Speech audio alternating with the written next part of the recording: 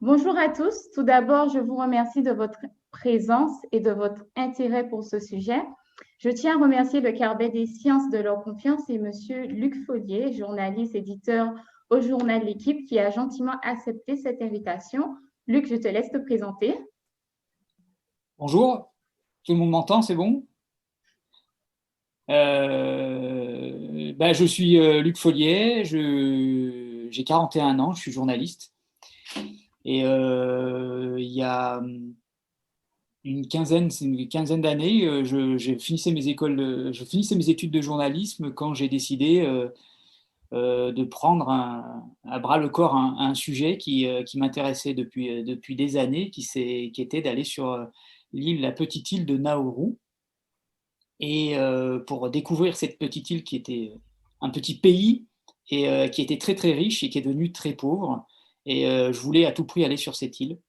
Et c'est comme ça que j'ai fait cette recherche et j'ai fait cette enquête sur Nauru, sur cette île du Pacifique, pour voir ce que pouvait devenir un petit pays et pour voir comment ce petit pays était tombé, avait frôlé la banqueroute en quelques années, alors qu'il était un des pays les plus riches au monde dans les années 70.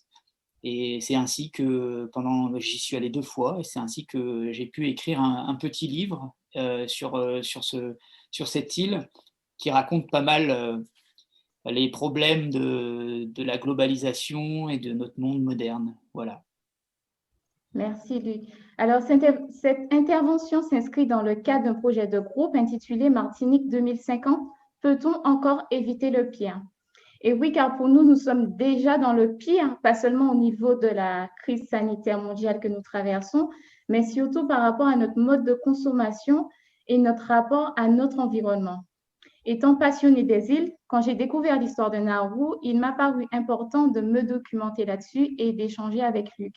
C'est en ce sens que nous avons voulu démocratiser cette histoire et vous la présenter aujourd'hui. Nauru, petite par sa taille, mais grande par ses ambitions, est selon moi une histoire que tout Ilien devrait connaître, car elle était un bel exemple de chemin à ne pas emprunter. Parce que les images sont plus fortes que les mots, dans un premier temps, nous vous présenterons une vidéo tirée du documentaire Nauru, l'île perdue, de Laurent Sibien, que nous remercions. Puis nous répondrons à vos questions laissées dans le chat. Mais avant tout, nous vous souhaitons un bon visionnage et puis un agréable moment de notre compagnie. Merci. Alors, on va tout de suite passer à la vidéo. Pendant ce temps, vous pourrez nous poser les questions tout au fur et à mesure.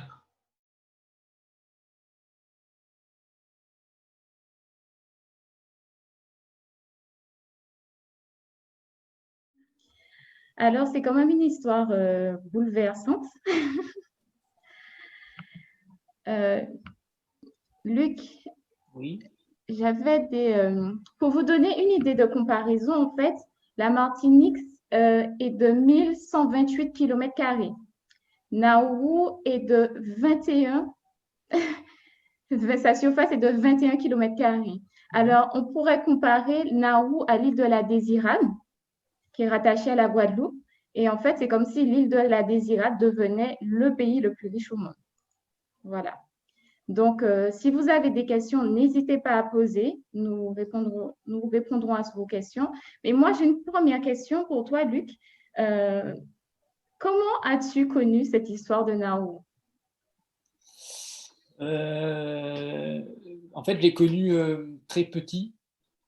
Je l'ai connu en fait quand j'étais je crois que j'avais une dizaine d'années et j'avais un atlas chez moi, chez mes parents, et je suis tombé vraiment, vraiment par hasard sur la Yaren. Je me souviens très bien, c'était marqué Yaren, capitale de Nauru, et c'était marqué 400 habitants.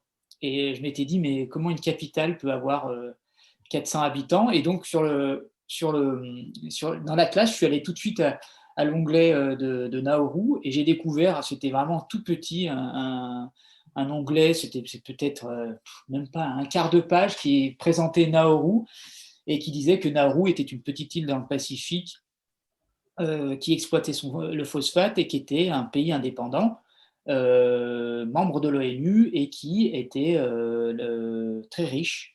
Et c'est, je crois, dans ma tête de petit enfant de 10 ans, bah, ça a fait tilt de voir que voilà, c'était, à mon sens, quand j'étais gamin, l'exemple de l'île paradisiaque où tout était facile, tout était beau et tout le monde était riche. Et ce qui s'est passé, c'est que bah, j'ai suivi, alors bon gré mal gré, l'évolution de ce pays au gré de mes études, au gré de aussi bah, quand à force de grandir. Et petit à petit, j'ai vu avec le développement d'Internet, voilà. Et l'idée, je me souviens, je me suis retrouvé Erasmus, étudiant Erasmus à Édimbourg, en Écosse. Et j'avais 22 ans, ouais, 23 ans. Et à ce moment-là, j'étais tombé sur un article du Times qui racontait la problématique de migration. Donc, comme vous avez vu, les réfugiés, le camp de réfugiés. Et là, je me suis dit que donc, la corrélation qui était simple, c'était que Nauru commençait à être ruiné, n'avait plus de phosphate, et ils étaient obligés de devenir un camp de transit pour ces réfugiés que l'Australie ne voulait pas sur son pays, sur son territoire. Et là, je me suis dit, mais en fait, c'est quand même un pays qui représente tellement, enfin, une sorte de parabole des méfaits du monde moderne. Et c'est à ce moment-là que, après, je suis rentré à l'école de journalisme, et c'est à ce moment-là que j'ai commencé à creuser dans ma tête l'idée d'en faire un documentaire et l'idée d'en faire un livre. Voilà, c'est comme ça que ça a débuté. Et j'y Donc, suis arrivé. Naou t'a suivi toute ta vie au final. Et elle t'accompagne. Et bah, oui, toute ma vie, non, parce que ce qui est drôle, c'est que c'était marrant de voir que aux évolutions techniques et technologiques que nous connaissions quand j'étais gamin, l'une des premières choses que je faisais, c'était de voir si Nauru existait encore dedans. C'est-à-dire, au début, ça commençait par l'atlas géographique que j'avais chez mes parents.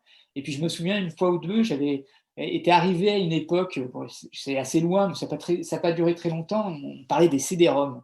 Les CD-ROM, c'était des CD où on mettait énormément de choses, par exemple des encyclopédies, c'était le pré-internet, on va dire. Et je me souviens voir, là je crois que j'étais en Angleterre aussi, en échange, je me souviens de dire, ah bah, est-ce qu'il y a un truc sur Nauru? Et j'avais regardé sur ce des-ROM encyclopédique, et effectivement, il y avait un très très très long article sur Nauru. Et c'est un peu comme ça que j'ai suivi, l'évolution de Nauru, parce que après, bah, il y a eu l'avènement d'Internet, puis l'agglomération d'informations sur l'île, quoi. Et ce qui m'a, à force d'en lire, j'ai vu la construction qui se faisait de cette grandeur et de cette décadence, et qu'en fait tout était très lié. Et je me suis dit qu'il faut en faire quelque chose. Et comme je devenais journaliste, je me suis dit qu'il fallait écrire sur Nauru. D'accord. Alors, Julie a posé une question. Pourquoi faire une comparaison avec la Martinique? Parce que, selon moi, on a beaucoup de ressemblances, en fait, avec la Martinique et Nauru, mais de façon plus modérée. Déjà, l'île a suivi successivement plusieurs colonisations. Elle est indépendante en 1968. Luc, tu peux me corriger, hein? Et en fait, c'est une île aussi qui, je crois, dans les années 60-70, qui a vu chuter sa population. L'île a été dévastée par sa surexploitation. Aujourd'hui, elle détient un record du monde, un triste record du monde de la population la plus diabétique au monde. Et nous aussi, nous avons notre triste record du monde. L'île a aussi des terres polluées. Donc, en Nauru, en fait, moi, en fait, ma question serait, Luc, est-ce que tu n'as pas l'impression que parfois, le fait que les territoires de la Caraïbe sont pas de la Caraïbe, seulement les îles insulaires, ce sont des microcosmes. Est-ce que tu n'as pas l'impression qu'ils sont un peu avant-gardistes de ce qui pourrait se passer dans le monde, en fait? Ils nous donnent une image un peu de... Parce que tout est en accéléré au final. Ben, c'est évident que Nauru, euh, en fait, Nauru, c'est très drôle parce que c'est ça aussi que je voulais vérifier quand j'y suis allé 2 fois. Je voulais vérifier une chose, et j'avais une intuition de voir que Nauru avait toujours 20 ans d'avance Mm. sur le monde qu'on qualifiait à une époque d'occidental, enfin voilà, ce monde mondialisé finalement. Et je voulais voir si ça c'était vrai, et je pense qu'il fallait que dans le reportage, on voit un moment ces immenses carrières de voitures, de frigidaires détruits et tout ça. Et ce qui était drôle, enfin, ce que je voulais surtout voir de mes propres yeux, c'est comment cette île avait ces années d'avance. Comment cette île, dans les années 70, consommait comme nous consommions dans les années 2000, voire maintenant. Il faut se rendre compte que, par exemple, dans les années 70 et 80, les citoyens nauruans étaient tellement riches qu'ils n'avaient plus besoin de travailler. Mm. Ils étaient tellement riches qu'ils accumulaient des biens qui étaient de l'ordre de 4, 5, 6 voitures par famille. Ils étaient tellement riches qu'ils pouvaient se permettre de copier. Ce qui était assez drôle, c'est qu'ils se copiaient les uns les autres. Et par exemple, il y a un exemple, on voit un moment, un gros plan dans le reportage sur comment on appelle ça, un magnétoscope VHS. Et dans les années 70, c'était quelque chose qui existait très peu. Et au début des années 80, ça commençait à se démocratiser. Et on m'avait raconté cette histoire que à Nauru, il y avait une personne qui avait fait venir par cargo le premier magnétoscope VHS. Et en fait, tout le monde voulait son magnétoscope VHS et avait commandé pour l'autre cargo et puis le cargo d'après son magnétoscope. Et ils sont retrouvés pratiquement tous munis de magnétoscopes, mais il n'y avait pas de cassette vidéo. Et alors, très vite, se sont créées des échoppes de cassettes vidéo à peut-être, sans vous mentir, je crois que c'était monté à une trentaine, quarantaine d'échoppes le long de la route, tout autour de la route. Et c'est comme ça que se créait cette petite avance sur la consommation. Quand nous, en France, le magnétoscope était juste abordé comme moyen de regarder des cassettes. Dans les années 80, début des années 90, c'est vrai que c'est là que ça s'est développé, alors que Nauru avait déjà 10 ans d'avance. La consommation de biens, le tourisme par exemple, ça c'était l'utilisation forcée, parce que c'est vrai que c'était une île très isolée, donc il y avait une idée de dépenser son argent de façon loisir. Et pour Nauru, la seule façon de dépenser pour ses citoyens, c'était de partir en vacances et des fois de partir aux États-Unis, de partir en Europe, de faire des fois des demi-tours du monde pour certaines familles.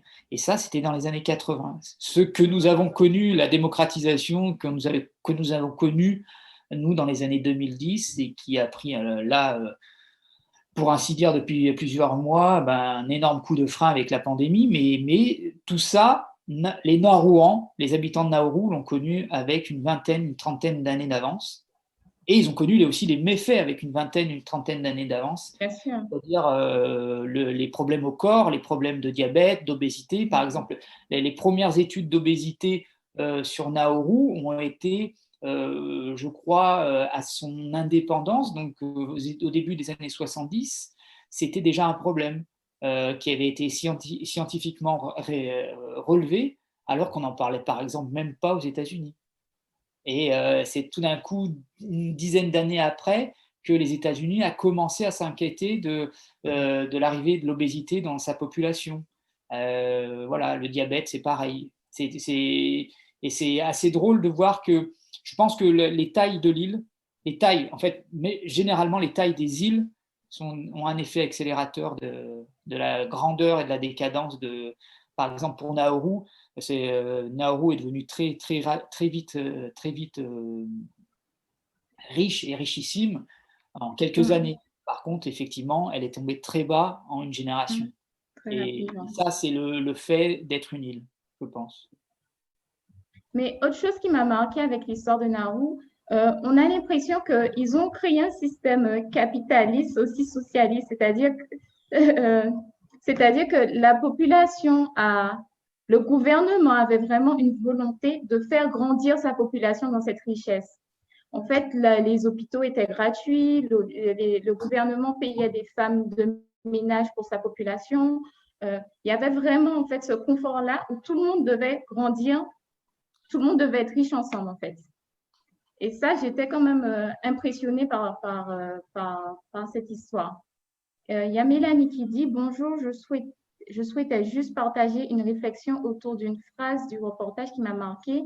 Nous sommes la cause de notre incompétence en parlant de la génération précédente, celle des parents. Alors, on a aussi des questions.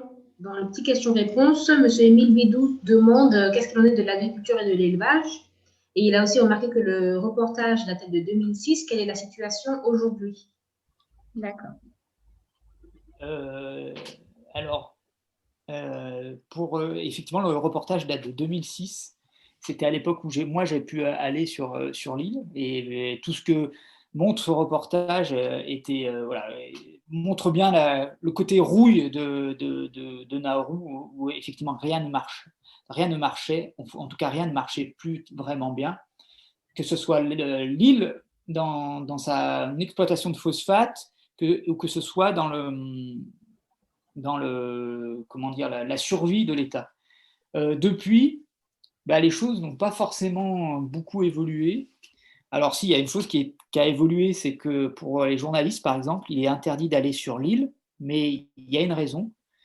C'est-à-dire qu'ils ont développé quelque chose qui économiquement leur apportait beaucoup d'argent, c'est les camps, et les camps de réfugiés.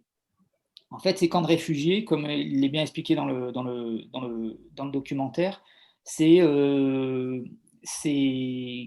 des gens, ce qu'on appelle des asylum seekers, c'est des chercheurs d'asile qui fuyaient leur pays. Alors, à mon époque, c'était l'Afghanistan, c'était le Sri Lanka, c'était des pays qui étaient en guerre. Après, il y a eu des Cambodgiens, il y a eu énormément de gens différents, des Indonésiens aussi, beaucoup de gens qui venaient et qui essayaient, qui tentaient d'atteindre l'Australie par bateau, par beaucoup de voies. Et en fait, les gardes-côtes australiens les arraisonnaient et directement les emmenaient sur des camps installés à Manaus, dans le Pacifique, et à Nauru. Et à l'heure actuelle, il y a quelques années et encore maintenant, il y a entre 200 et 300 réfugiés qui attendent l'étude de leur cas personnel, donc s'ils peuvent avoir un visa, s'ils peuvent rentrer sur l'île en Australie ou si un autre pays peut les accueillir. Et donc ces gens-là restent dans les camps et attendent. Il y a pas mal d'ONG qui ont pignon sur rue à Nauru pour aider ces réfugiés.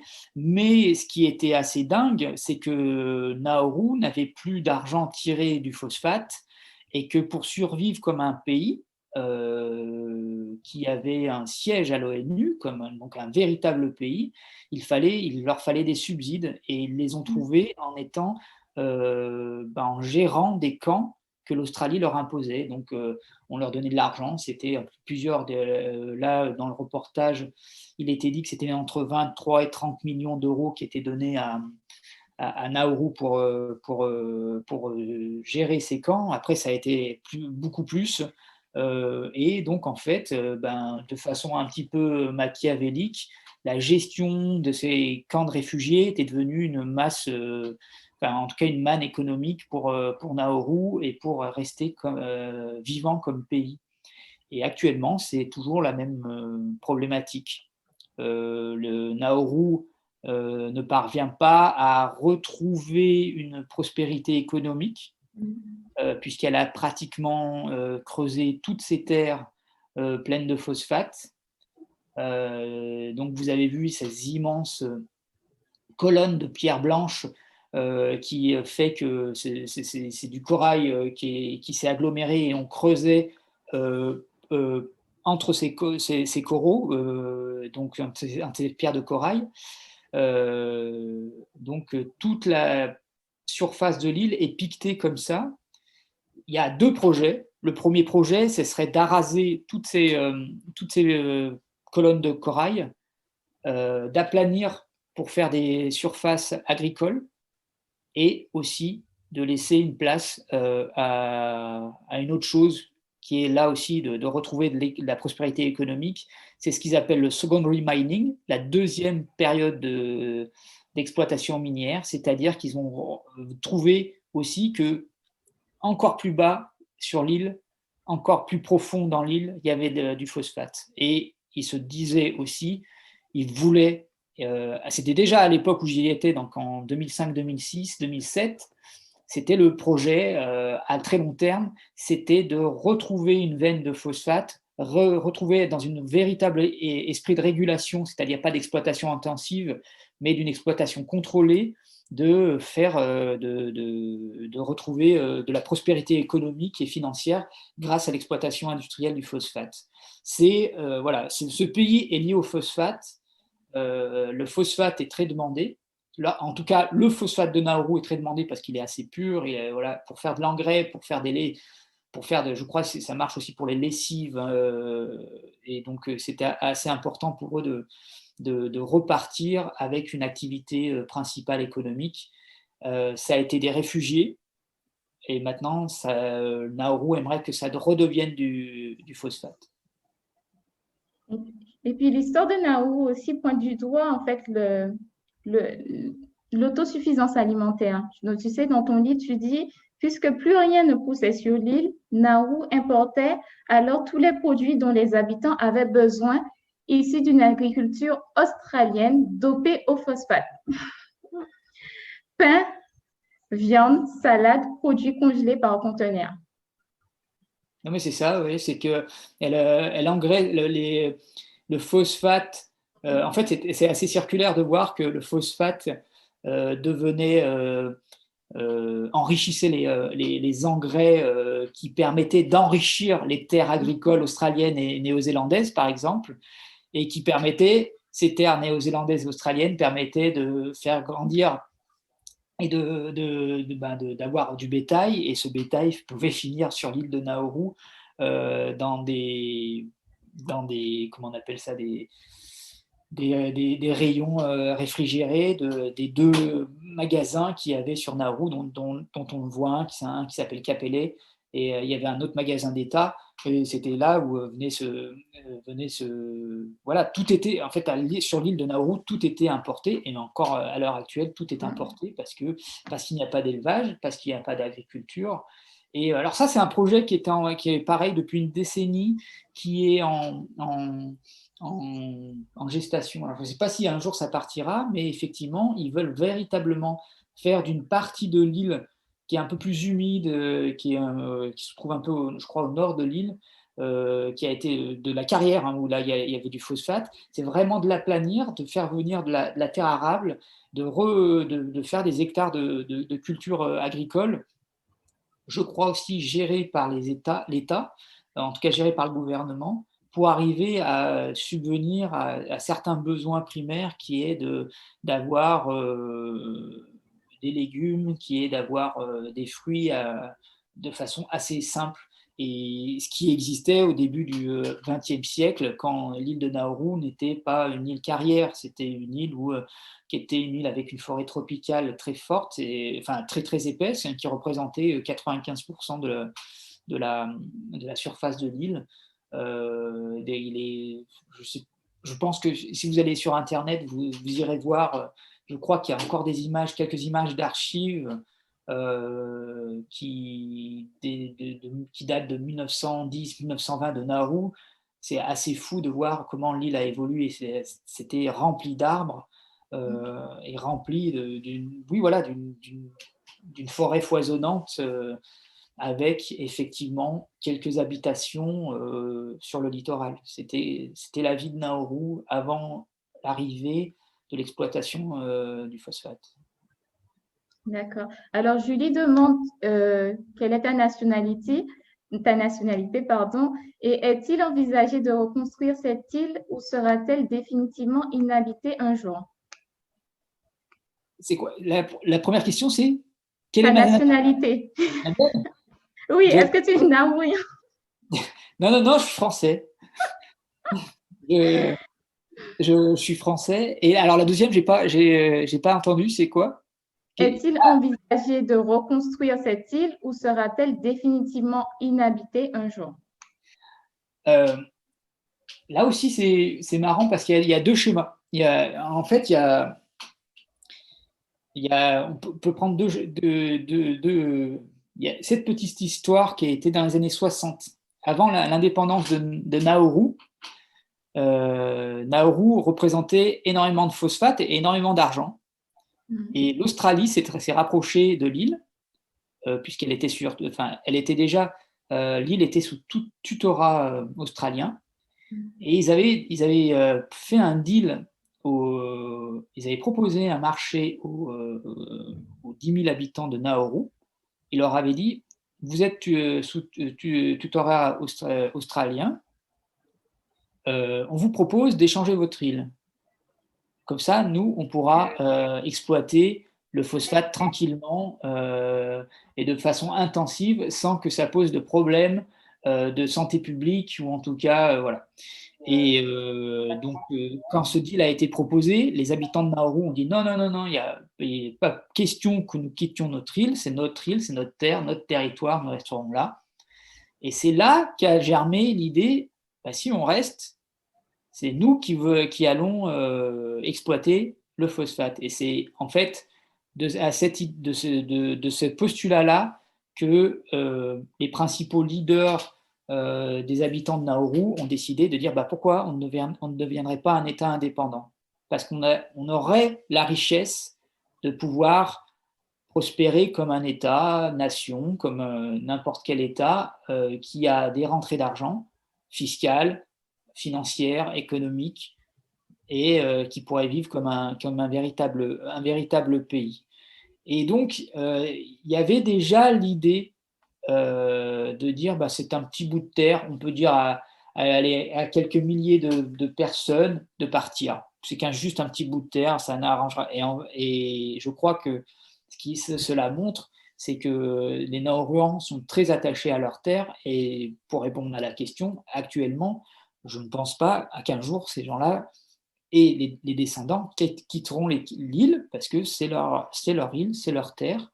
Beaucoup de gens, pour une autre petite histoire, c'est que à une époque, même encore maintenant, les habitants de Nauru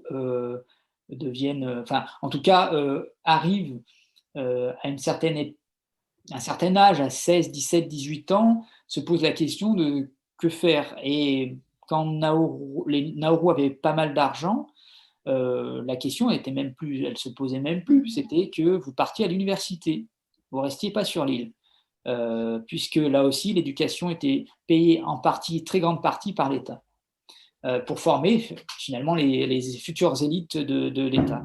Et donc c'est comme ça que se sont retrouvés énormément de jeunes femmes, jeunes hommes dans les grandes universités australiennes et américaines. Et ce qui était assez drôle, c'est que à l'ouverture du monde, puisque Nauru est très isolé, hein, c'est très très loin, c'est à 6 heures des îles Fidji, donc voilà, c'est assez, en avion je veux dire, donc c'est assez isolé. Et on aurait pu penser qu'à l'ouverture du monde, finalement, ces gens-là allaient voir autre chose. Et ben, ce qui est assez drôle de voir, c'est que pas mal de gens revenaient parce que déjà il fallait aider son pays. Donc généralement, ça devenait des fonctionnaires d'État qui travaillaient dans les ministères. et parce que des fois, des gens qui avaient connu l'université, quelques années en Australie, en Nouvelle-Zélande ou en Europe, avaient envie de revenir. Et voilà, ce qui montre vraiment l'attachement viscéral à cette terre-là. Je ne veux pas généraliser, certaines personnes ont fui. Hein. Enfin, voilà, c'est pas. Voilà, trouvant que, trouvant que l'île allait à sa perte et ont préféré partir avant, ça c'est vrai. Mais j'avais toujours été effaré quand j'étais là-bas, que je rencontrais des gens qui avaient des degrés, des diplômes universitaires très hauts et qui étaient là, qui étaient en master, mais qui étaient revenus. Donc, ça répond aussi un peu à la question qu'on a eue de Morgane sur le déclin économique de Nauru. A-t-il provoqué un exil de la population locale et si oui, vers quel pays? Du coup, vous y avez déjà en partie répondu. Il y avait un lien assez fort avec l'Australie et particulièrement avec la ville de Melbourne, qui était reconnue à un moment comme la zone privilégiée d'investissement pour le fonds souverain de Nauru, puisque le phosphate amenait tellement d'argent que Nauru avait un fonds souverain. Et ce fonds souverain permettait de multiplier les investissements sur le long terme. Donc, les différents gouvernements de Nauru dans les années 80 avaient décidé de spécifier leur investissement et c'était pratiquement souvent sur la ville de Melbourne, à tel point que pour montrer la grandeur que voulait Nauru, dans les années 90, au début des années 90, ils ont fait construire la plus grande tour d'Océanie. Et la plus grande tour d'Océanie se trouvait à Melbourne, la Nauru House Building, qui a été inaugurée en 93 avec FAST, avec le gouvernement, je crois, australien qui était là, voilà, et c'était voilà l'idée un peu de domination que voulait cette minuscule île. Et bien tout d'un coup, Nauru avait la plus belle et la plus grande tour de Melbourne, et en tout cas d'Australie. Une tour qu'ils ont très vite revendue parce qu'ils n'arrivaient pas à louer les bureaux, parce qu'il y a eu de la malfaçon et parce que ça leur avait coûté énormément cher et qu'ils y avaient investi énormément d'argent sans qu'il y ait de retour sur investissement. Et en fait, le but de Nauru dans ces investissements, c'était de devenir un État rentier. Ils avaient pertinemment conscience, les gouvernements successifs avaient pertinemment conscience de la fin du phosphate, ou en tout cas d'une fin programmée du phosphate, qu'ils estimaient dans les années 90, 2000, 2005, 2010.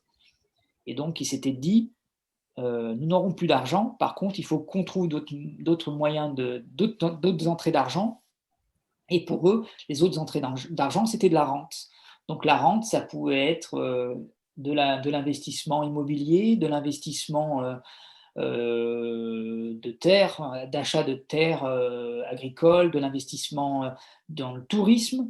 Nauru avait acheté aux îles Fidji un ou deux très beaux hôtels qui ont été très mal gérés, qui ont disparu en quelques années. Voilà, c'était ça. Mais ce sont malheureusement par défaut de gestion, par corruption aussi, il faut le dire. Il y avait pas mal de corruption puisque c'est un pays où l'argent était assez accessible et donc forcément pas mal de gens venaient taper à leur porte pour demander des financements faciles à avoir, quelques millions de dollars à avoir pour quelque chose. Le principal, ce qui symbolise ça, et qui reste dans les mémoires en tout cas, c'est que dans le début des années 90, il y a un producteur anglais qui est arrivé à convaincre le président de la République de Nauru d'investir dans sa comédie musicale pour Londres, pour les théâtres de Londres. Et ce qui s'est passé, c'est que le président de la République de Nauru a dit bah oui, donc je me souviens plus des chiffres, mais c'était très très haut.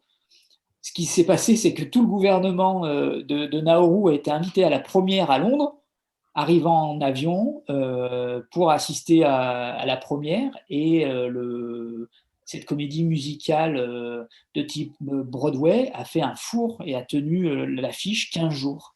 Et Nauru a perdu des centaines de milliers de dollars. C'est symbolique de la gestion qui a eu lieu sur cette île, une gestion qui était difficile parce que je crois que dans la tête de certains dirigeants, ils pensaient toujours avoir un approvisionnement d'argent. C'est-à-dire que perdre de l'argent, c'était en redécouvrir. Donc voilà, il n'y avait pas forcément lieu de s'inquiéter. Et ce qui s'est passé, c'est qu'à un moment, les investissements n'ont jamais rapporté d'argent et que la source s'est tarie, la source de phosphate s'est tarie, et c'est à ce moment-là qu'a commencé la perte de Nauru. C'est que pour vivre comme vivait le pays, ils ont commencé à emprunter de l'argent. Et là, c'était le début de la fin. Wow. Et puis, ils ont reçu aussi la visite de la reine d'Angleterre. Oui, Ouais, c'est un pays qui fait partie du Commonwealth, ouais. Au début des années 80.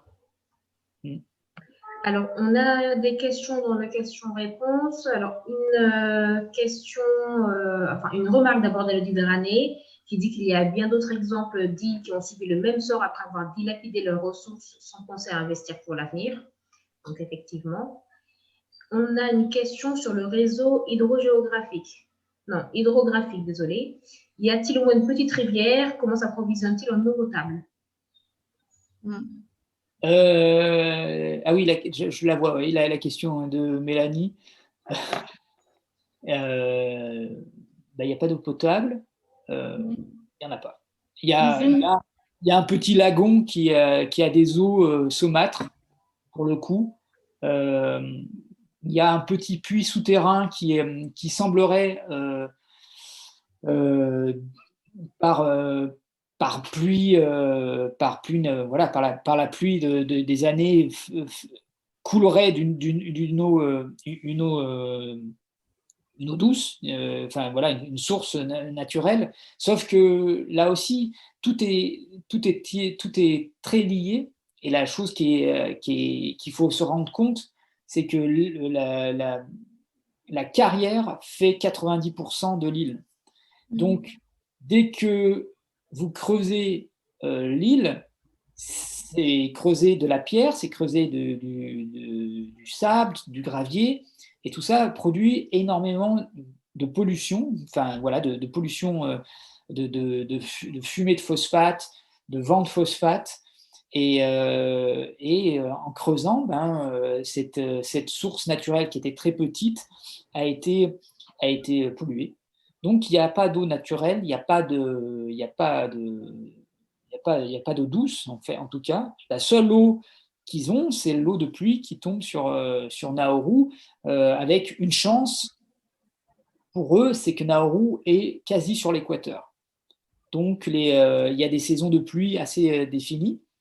Et par percolation, par récolte de l'eau, ils arrivent à récolter dans d'immenses tankers qu'ils ont derrière leur maison de l'eau de pluie qui permet d'utiliser, qui permet de faire le quotidien, on va dire.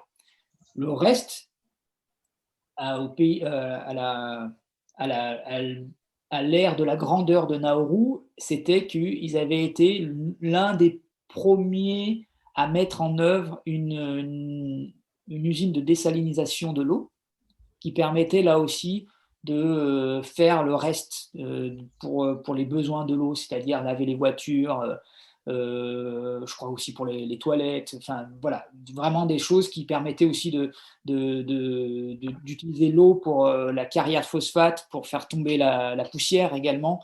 Donc cette eau, on va dire médium, était utilisée pour ça et était tenue était faite par l'usine de désalinisation. Et pareil, l'usine de désalinisation est tombée en rade en même temps que la décrépitude de l'état de Nauru. Donc moi, quand je suis allé sur Nauru, il n'y avait pas d'eau.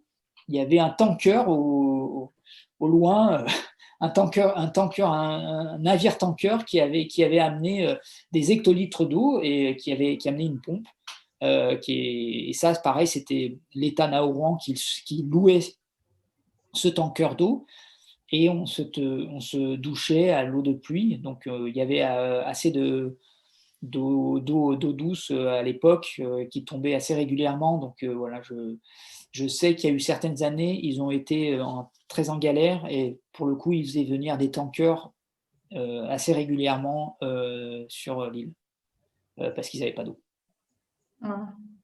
Il y a une question de Jonathan qui dit, y a-t-il un lien entre richesse puis déclin rapide, car Nauru est une île plutôt une expansion éphémère par manque de compétences, gestion économique, financière et sociale. Et en fait, moi, il y a un truc qui m'a quand même choqué dans le livre de Luc, c'est que Nauru, chaque habitant, je crois, avait 5 voitures. Il y a trois ou quatre voitures, ils avaient plusieurs voitures et parfois, ils avaient des voitures neuves et si la voiture avait une panne, ne serait-ce qu'un pneu crevé, ils lâchaient la voiture et ils disaient, bon, ben, c'est pas grave, la semaine prochaine, je vais en recevoir une autre. Donc, au bout d'un moment, quand on a une vie en abondance, en fait, on a de l'argent qui coule à flot, on profite, en fait. Je pense qu'ils ont profité à l'excès. Mais c'est ce qu'on disait tout à l'heure sur la théorie la réalité de profusion que connaissait Nauru était là aussi une réalité avec une vingtaine d'années d'avance sur nous, parce que finalement, qu'est-ce que nous on fait? Est-ce qu'on répare notre aspirateur? Non. Est-ce qu'on répare Nos notre téléphones. voilà, non. Est-ce qu'on répare notre machine à café qui tombe en panne? Pas forcément. Et eux, comme il y avait une très grande richesse, et donc cette application du remplacement du matériel s'appliquait à des biens beaucoup plus chers. Et effectivement, sur les voitures, c'était assez éloquent de voir que il y avait des gens qui venaient acheter, qui achetaient voiture sur voiture, qui ne prenaient même plus la peine de remplacer une roue, un carburateur. Voilà, non, on laissait la voiture sur le bas-côté ou on la donnait au cousin qui n'avait pas le permis. Et c'était comme ça. C'était effectivement l'idée qu'une voiture qui ne marchait plus pouvait être aisément remplacée dans les 15 jours. Donc, cette application se faisait aussi pour beaucoup de biens de consommation. Donc, les voitures, on parlait des frigidaires, des magnétoscopes, d'énormément de choses, quoi. Et c'était comme ça que la consommation des biens à Nauru était, je pense, avait un côté précurseur, oui, de ce que nous avons vécu, ce que nous vivons maintenant, c'est-à-dire qu'on ne répare plus grand-chose et on donne un temps défini aux biens de consommation, comme nos ordinateurs qui ont un temps de 7-8 ans de vie, et puis après on les remplace. C'était un peu cette idée-là qui avait à Nauru, mais c'était dans les années 70-80. Mais Jonathan complète en disant, mais c'est très juste, parallèlement, un gagnant du loto habitant sur une île ou pas a la même probabilité de se trouver ruiné après 2 ans s'il n'est pas préparé. C'est exactement ça. Oui, effectivement, je pense que c'est marrant de voir que quand j'ai fait pas mal de conférences, il y avait une idée qui revenait souvent, qui était de dire mais on les a pas encadrés, on les a pas aidés dans cette idée-là, qu'il y avait beaucoup de requins qui étaient venus chercher de l'argent en frais, et c'est vrai, c'est complètement vrai. Mais il y a une chose, c'est que c'est un pays indépendant avec là aussi une indépendance en tout cas sur la volonté politique de développement d'un pays. Donc, ils sont aussi là les fautifs, je pense, dans cette idée je crois que c'est dans le reportage, Richie, celui qui travaille à l'Office du tourisme, il le raconte à un moment, il le dit que premiers fautifs, c'est les Nauruans qui n'ont pas été capables de gérer l'après et qui vivaient dans un instant présent qui était peut-être fallacieux, qui trompait les gens et oui, qui berçait d'illusions les habitants de Nauru. Et c'est ce qui s'est passé, c'est qu'ils ont tout perdu en 15-20 ans. Alors, dans les questions-réponses, on a aussi. On a déjà, je crois, dans le reportage, j'avais cette réponse déjà. C'était est-ce à aucun moment ils ont vu arriver le déclin? Est-ce qu'il n'y avait pas une opposition politique, personne qui pouvait contester le système? Il me semble avoir vu dans le reportage qu'ils avaient fait des. Ça parle de maintenant, je trouve, que dans le reportage, il garde une vraie actualité. C'est parce que on voit qu'il y a Kiren Keke, le médecin qui s'occupe de l'hôpital de Nauru, et qui dit qu'à un moment, il était membre de l'opposition. Et effectivement, cette opposition avait une trentaine d'années dans mi-temps des années 2000, 2003, 2004, 2005. Et ce qui était drôle de voir, c'est que ce groupe d'hommes et de femmes qui avaient 30-35 ans en avaient marre de l'incurie de leur père et mère, en fait. Parce que finalement, ceux qui étaient au pouvoir, ils avaient toujours une cinquantaine, une soixantaine d'années. Et cette opposition s'est soulevée, a pris le pouvoir. Alors, je ne sais plus comment. Et pour le coup, par exemple, j'en ai même profité, puisque c'est ce nouveau gouvernement qui se disait plus libéral, plus jeune, plus moderne, qui m'a pour le coup invité la première fois sur l'île de Nauru, puisqu'à l'époque, les journalistes étaient interdits sur l'île. Et ce qui est assez drôle, c'est que Kiren Keke, le médecin, c'est l'une des premières personnes que j'ai interviewé, avec qui j'ai passé du temps, qui était quelqu'un de vraiment, voilà, il était médecin, politiquement, il avait une finesse d'analyse qui était assez hallucinante. Et il avait en quelques paragraphes ou en quelques minutes, il pouvait vous résumer tout le traumatisme de Nauru et les tenants et les aboutissants des enjeux politiques et économiques de Nauru. Et quand ce gouvernement est arrivé au pouvoir, ça a tenu quelques années. Et au bout de quelques années, ils se sont entre-déchirés dans des idées politiques voilà, qui étaient compliquées à gérer. C'est-à-dire que je crois qu'il y avait des ambitions personnelles très très fortes, parce que là aussi, il faut se rendre compte d'une chose, c'est que le pouvoir à Nauru est à portée de main. C'est un village, c'est un petit bourg de 5-6 000 habitants, et le maire, il est président de la République. Donc, il a un portefeuille, donc il gère beaucoup de choses. Il est reçu avec honorabilité n'importe où il va, dans n'importe quel pays qu'il aille, même en Australie, même aux îles Fidji, même voilà, ce sont des gens dans des relations diplomatiques qui sont très bien reçus. Donc, c'est imaginer un maire d'une ville de 400 000 habitants qui a toutes les prébendes possibles et inimaginables d'un État. Donc, ça attise énormément les ambitions personnelles, et ce gouvernement moderne, jeune, a explosé en vol comme ça, parce qu'il était touché par cette idée en tout cas, avait cet appétit politique de construction de cet État, mais aussi était affaibli par les ambitions individuelles de chacun. Et je ne vais pas citer les noms, mais il y en a plusieurs qui ont dû quitter l'île parce qu'ils étaient menacés.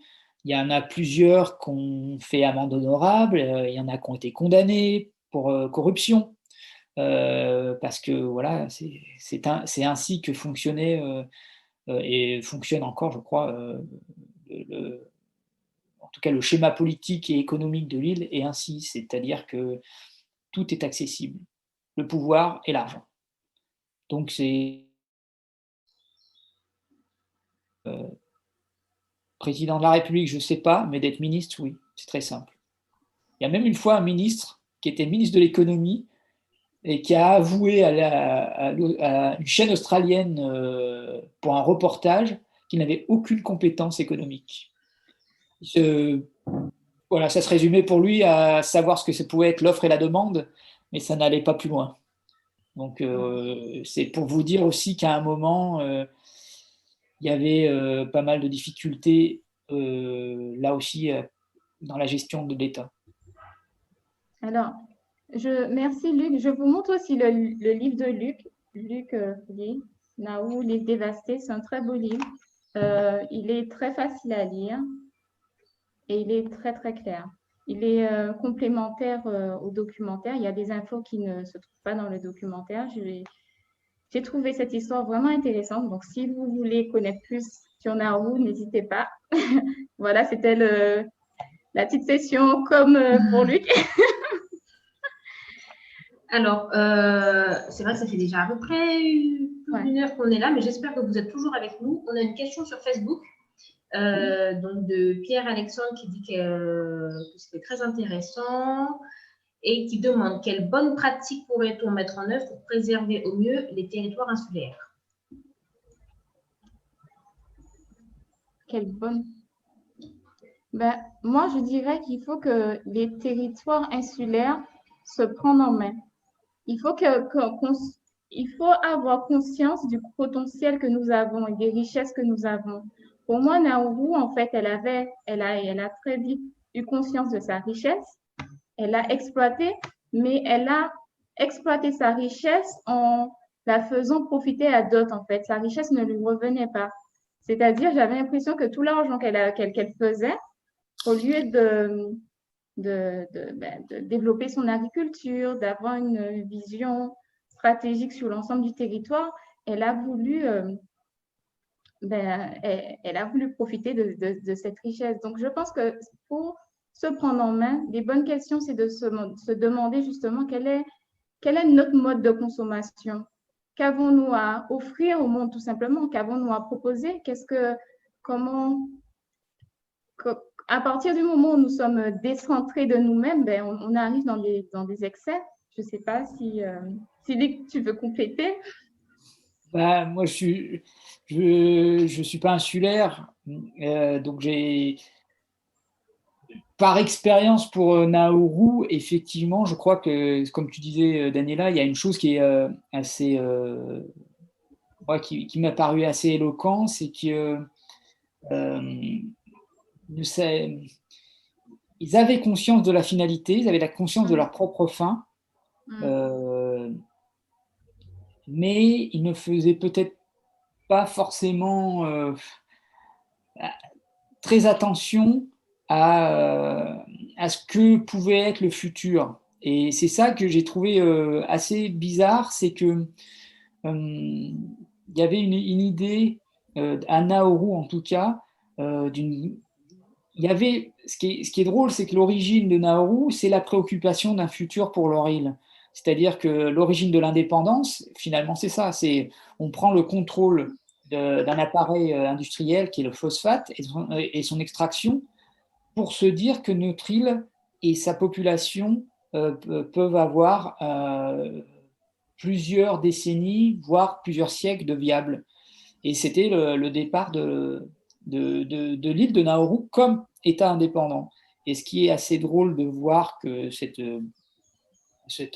profession de foi n'a pas tenu le choc, ou en tout cas n'a pas tenu 20, 30 ans.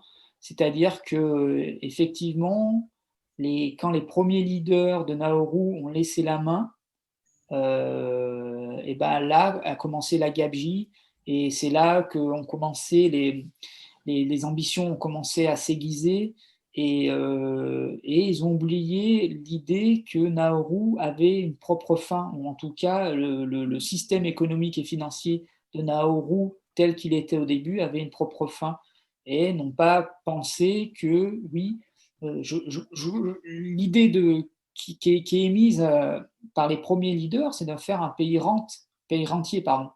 Et ben, ils n'avaient pas d'autre choix parce qu'à Nauru, comme tu l'as dit, Daniela, c'est 21 km².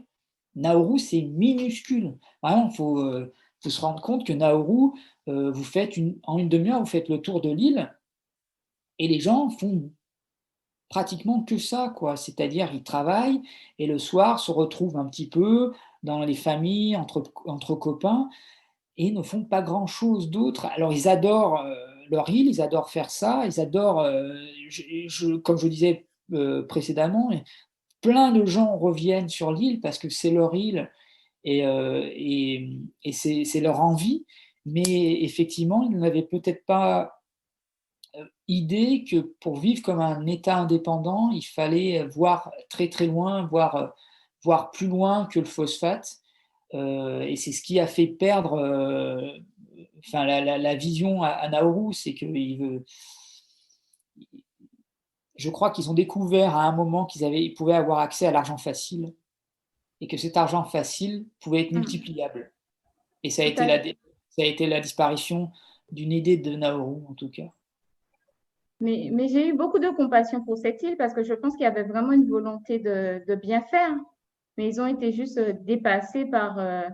Ah, mais complètement, c'est ce que tu disais tout à l'heure sur l'idée du capitalisme collectiviste qui est exactement. était en avant.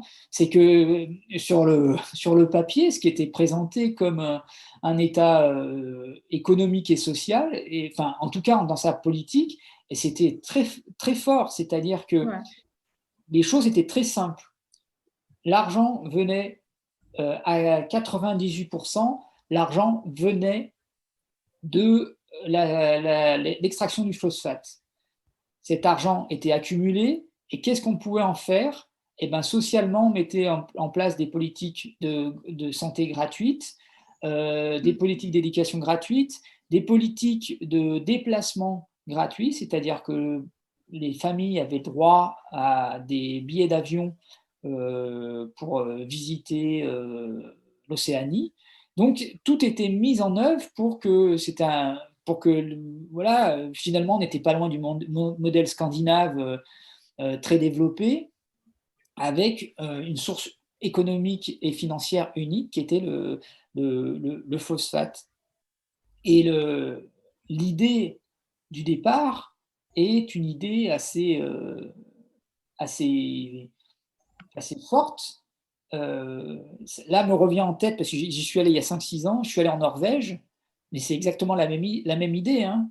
La Norvège a tout d'un coup été un pays dans les années 30, 40 et 50, un pays assez pauvre, et tout d'un coup se retrouve avec une masse, une manne d'argent issue du pétrole. Et ben le gouvernement de Norvège se dit qu'est-ce qu'on peut en faire, c'est-à-dire que voilà, j'avais calculé une fois le fonds souverain de la Norvège. Si le fonds souverain de la Norvège s'ouvrait à chaque euh, habitant de Norvège, petit et grand, c'était, je crois, 140 000 euros que pouvait donner le gouvernement norvégien à chaque citoyen de Norvège. Et ben ça, c'est ce qui se passe aussi. Je crois que la Norvège a mieux réussi que Nauru, mais finalement, c'était aussi le contrat de départ. C'était nous allons avoir beaucoup d'argent et qu'est-ce qu'on peut en faire? Bah, la Norvège a construit un pays, des routes, enfin, les infrastructures routières en Norvège sont incroyables. Il y a des routes de partout, des ponts de partout, et c'était dit que notre pays est beau et il faut qu'on le préserve. Donc, bah, ils ont commencé à développer, eux, leur vision de développement durable. Voilà. Mais Nauru avait pratiquement le même contrat dans les mains sur une échelle de pays encore beaucoup plus petite par rapport à la Norvège. Et malheureusement, pas su en faire grand-chose au bout de 2 décennies. C'est le problème, je pense, de Nauru. Mais après, Nauru est en survie, mais ça ne veut pas dire qu'elle va disparaître. Hein. Non, Je ne pense pas. ils ont l'air très résilients. Oui, et puis ils ont surtout. Oui, c'est ça. C'est que je me souviens d'une personne qui m'avait dit bah, si on est riche, c'est bien. Si on n'est pas riche, c'est pas grave. Voilà. C'est bon. Ça voulait. Ça voulait dire aussi pas mal de choses, c'est-à-dire que on en a profité, bon ben voilà, on a plus, il y en a plus, c'est pas grave. Mais cette personne me disait aussi que ça pouvait revenir, voilà. Mais ça n'a fait, je l'avais pas trouvé affecté cette personne. Bon, peut-être qu'elle n'avait pas perdu des millions d'euros aussi non plus, donc je sais pas. Alors, on va essayer d'avancer sur les questions. On a Satyam qui demande est-ce que les habitants ont été tentés de consommer moins et adopter un mode de vie plus sobre? Et est-ce que cet aspect est abordé dans votre livre? Et quel est l'impact de l'expérience sur les modes de consommation de la population? Ça, j'avoue que actuellement, je pense pas qu'il y ait. D'ailleurs, je suis très peu au courant là-dessus parce qu'en fait, pour tout vous dire, moi, j'arrive encore à suivre l'actualité un peu de l'île de Nauru, mais il faut savoir que l'île de Nauru est fermée à tout journaliste depuis maintenant pratiquement 7 ans. Donc, pour voir Nauru, ressentir Nauru, plus grand monde peut y aller. Certaines personnes ont essayé de se déguiser comme touristes, ils se sont fait lever, voilà. Et on peut avoir de temps en temps un visa de touriste, mais c'est très compliqué. Actuellement, les seules informations qui circulent de Nauru, c'est grâce à des visas de travail et grâce à des personnes qui travaillent pour les ONG là-bas, par rapport au camp de réfugiés. Donc en fait, on a très peu d'informations de savoir comment ils vivent maintenant, quoi. Je sais que voilà, les choses ont évolué sur l'île de Nauru par rapport à ce que j'ai connu, moi. C'est, par exemple, quand j'étais à Nauru, il n'y avait pas de portable, il n'y avait pas Internet, était erratique, c'était quelque chose qui ne marchait pas bien. Je sais que maintenant, en termes de communication et télécommunication, c'est un pays qui fonctionne très bien. À tel point qu'à un moment, quand c'était compliqué politiquement, on coupait Facebook pour taire un peu les contestations. Donc, c'est une île qui n'est jamais vue, à l'heure actuelle, c'est un pays qui n'est jamais vu avec sa préoccupation de pays. C'est assez drôle. Quand vous lisez les coupures de presse, ou en tout cas les derniers articles sur Nauru, on ne parle jamais de Nauru en tant que pays, on parle de Nauru en tant que terre d'accueil de ces camps de transit. C'est toujours vu par ce prisme-là. Donc, finalement, je ne connais pas, là j'avoue ma méconnaissance actuelle sur comment vivent les gens de Nauru, comment vivent les citoyens de Nauru. J'avoue, je ne sais pas. Je sais juste une chose, c'est que ces personnes qui n'avaient plus vraiment de travail à une certaine époque, on en retrouvait grâce au camp. Voilà. Donc avec des salaires qui tombaient, donc avec une petite vie économique qui repartait et qui n'avait plus besoin de l'économie de phosphate. C'est-à-dire que la vie était faite avec des gens qui étaient soit fonctionnaires, donc qui travaillaient dans les ministères, à la police ou à l'hôpital, et qui travaillaient autrement dans les camps. Et c'est à peu près le quotidien des citoyens de Nauru à l'heure actuelle, c'est de vivre ainsi. L'enjeu actuel, c'est que l'Australie va fermer ses camps. Donc il n'y aura plus d'argent extérieur qui arrivera. Qu'est-ce que doit faire Nauru pour rester un pays?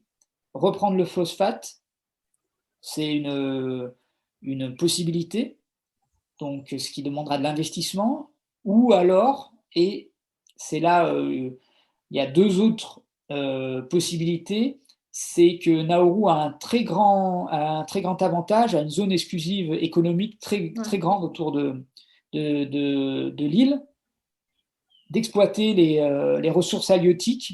Je sais que le Japon est très intéressé pour avoir des licences de pêche, que la Chine est très intéressée pour avoir des licences de pêche, que Taïwan aussi, et donc allouer ces licences de pêche pour pêcher dans la zone de Nauru. Et la dernière petite trouvaille, c'est d'essayer d'aller creuser de nouveau, mais là, pour le coup, les fonds marins de l'île de Nauru, qui sont remplis de ce qu'on appelle les nodules polymétalliques, qui sont des nodules, c'est des petites pierres, des boules comme ça, remplies de minerais comme le manganèse, le cobalt, le nickel, et qui permettraient, qui permettent la fabrication des batteries, des voitures électriques, des smartphones et de tout ça. Donc, il y a pas mal de multinationales qui, à l'heure actuelle, prospectent autour de Nauru pour tenter de développer cette veine économique nouvelle et qui permettrait d'assurer une forme de pérennité financière à l'île pour les 30-40 prochaines années. Mais tout ça reste à l'état d'ébauche parce que Nauru est actuellement à une croisée de son chemin comme pays. Qu'est-ce qu'ils doivent faire? C'est relancer le phosphate, essayer de trouver une multitude d'activités économiques et d'essayer de ne pas dépendre que du phosphate. C'est tout l'enjeu qui se joue actuellement pour les 5 prochaines années à Nauru. C'est d'essayer de voir ce que peut devenir ce pays, quoi. Mais pour l'instant, rien n'est acquis et je pense que rien ne sera acquis avant une dizaine d'années. Ça, c'est évident, quoi. Mhm. Alors, par là, on a pu un peu répondre à la question de Elia qui demandait comment est-ce que vous imaginez Nauru dans 20 ans, population, développement économique. Donc, on peut dire qu'on y a un peu répondu, c'est que pour l'instant, on attend de voir. Oui. Et j'ai une question qui est revenue 2 fois. Alors, nous voyons vos questions. Désolée de prendre du temps pour y répondre, mais on a bien vu vos questions. Alors, de Julie qui demande accepte-t-il l'installation des étrangers dans leur pays? Et aussi de Nikita qui demande que pensez-vous d'un modèle économique majoritairement autocentré autour des actions de l'État? Est-ce que c'est un modèle à suivre ou à fuir? Que pensez-vous d'un modèle de développement majoritairement là, j'avoue. Après, s'il n'y a pas de réponse, on n'est pas forcément spécialiste en géopolitique et en politique tout court. Donc, n'hésitez pas. Est-ce que là, pareil, je pense que je reprendrai un peu ce que j'ai dit par rapport à la question de Nikita par rapport au départ, c'est qu'effectivement, c'est quand vous voyez le premier contrat que pouvait avoir Nauru ou les Nauruans dans les mains, c'était assez enviable. C'est-à-dire, on va avoir de l'argent, effectivement, tout ça contrôlé par l'État, mais cet argent va être égalitairement distribué, c'est-à-dire que chaque enfant avait à peu près les mêmes droits, en tout cas pratiquement, tout était gratuit pratiquement, et avait cette idée qu'on pouvait assurer l'éducation de chaque enfant pratiquement de façon gratuite jusqu'à l'université, et l'université pouvait se faire ailleurs, c'est-à-dire pouvait se faire à l'étranger. C'était quand même une idée assez neuve, assez nouvelle dans les années 60-70. Et donc, oui, je crois que ça a marché pendant une vingtaine d'années, puisque certains ont pu aller à l'université, certains ont pu aller faire d'autres choses ailleurs que sur l'île de Nauru. Mais effectivement, tout ça était dans les mains de l'État.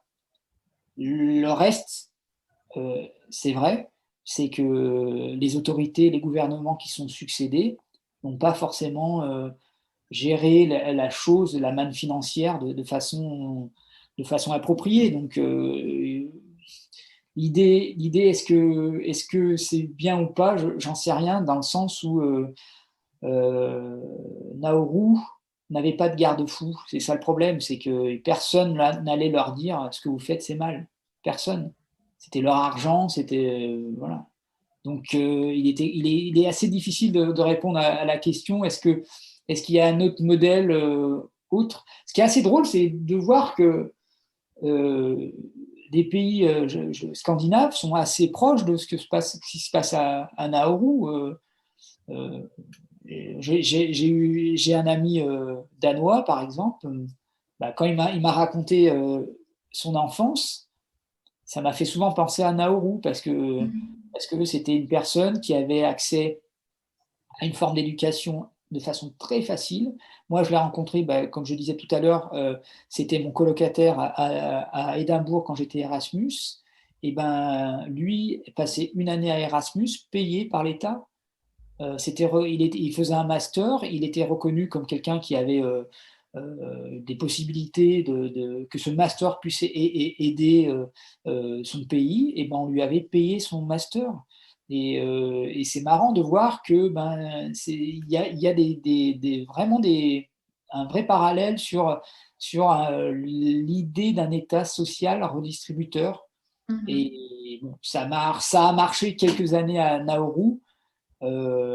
Voilà, et je pense que le côté minuscule de l'île et de ce pays a aussi entraîné sa perte, c'est-à-dire que dès qu'il y a eu des problèmes, pour le coup financier, ça a tout accéléré. Et donc après, c'était très, très compliqué d'avoir encore une idée d'un État redistributeur et protecteur, c'est évident.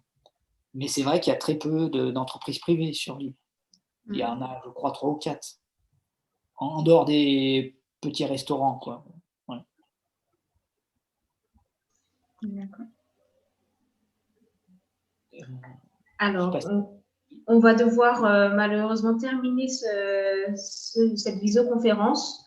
On est désolé de ne pas avoir pu répondre à toutes les questions, mais avant, je veux juste faire une conclusion et puis je te laisse la parole, Audrey. Excuse-moi. On a mentionné l'implosion écologique de l'île de Nauru et si la Martinique subissait le même sort, j'ai envie de dire, c'est pas si seulement la Martinique subissait le même sort, mais si seulement le monde subissait le même sort. La Martinique, on a pris l'exemple de la Martinique parce qu'on est dans le cadre de la Fête des sciences de Martinique, mais j'ai envie de partager avec vous un extrait tiré du livre de Luc où il dit « Nauru, c'est surtout l'histoire de l'homme qui, une fois son confort matériel assuré, néglige sa culture, oublie son passé et se fout de son environnement. Naouans, occidentaux ou chinois, ou peut-être, j'ai envie de dire martiniquais, sur ce point, je pense qu'on se vaut tous. » Voilà, je terminerai sur ces... C'est un monsieur qui... C'est pas un monsieur qui dit ça dans ton livre. Il dit ça je me souviens d'un... Un Australien qui cite dans un avion, ouais.